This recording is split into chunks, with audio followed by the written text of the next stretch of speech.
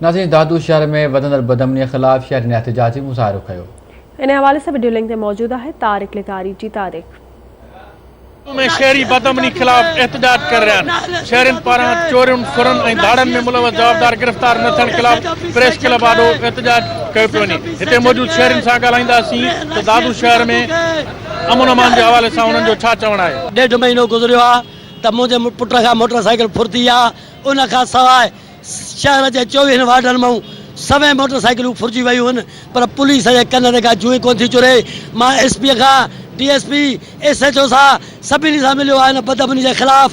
मां पंहिंजे लाइ रुगो बदमनी जे ख़िलाफ़ न पियो कयां, पर मां चाहियां थो सॼे शहर में बदमनी ख़तमु थिए। मां IG खां मुतालबो थो कयां त फौरन हिननि खे हटाए ऐं ईमानदार ऑफिसर मुक़ररु कया वञनि। दादू शहर में हींअर जेको आहे हथ वठी बदमनी कराई पई वञे।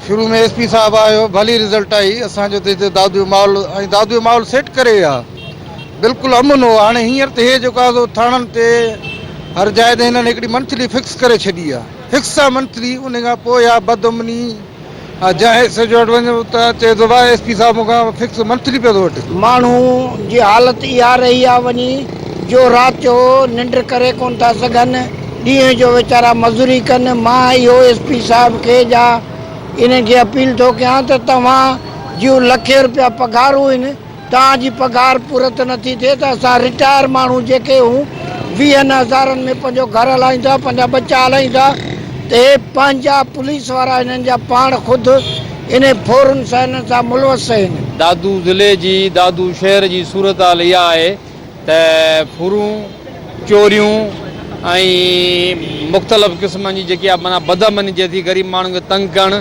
इहो रोज़ जो महमूल आहे। जंहिंजो मिसाल ही बुज़ुर्ग माण्हू शहर दादूअ जो सियासी समाजी पीर मिठल हिन जे पुट खां 1.5 महीनो थिए मोटरसाइकिल फुरी आहे, जंहिंजो अॼु ताईं कंहिं बि क़िस्म जो तदारक न थियो आहे। SP ॾे थो वञे, SHO ॾे थो वञे, कोई मिलण लाइ तयारु न आहे। दादू प्रेस क्लब आॾो एहतजाज कंदड़ शहरन मुतालबो कयो आहे शहर में बदमनी ते ज़ाब्तो आणे शहरन जूं फुरथियल मोटरसाइकिलूं ऐं धाड़नि खे वापसि कराए वञे। ॿी सूरत में एहतजाज जो सिलसिलो जारी रखियो वेंदो। तारिक लिगारी।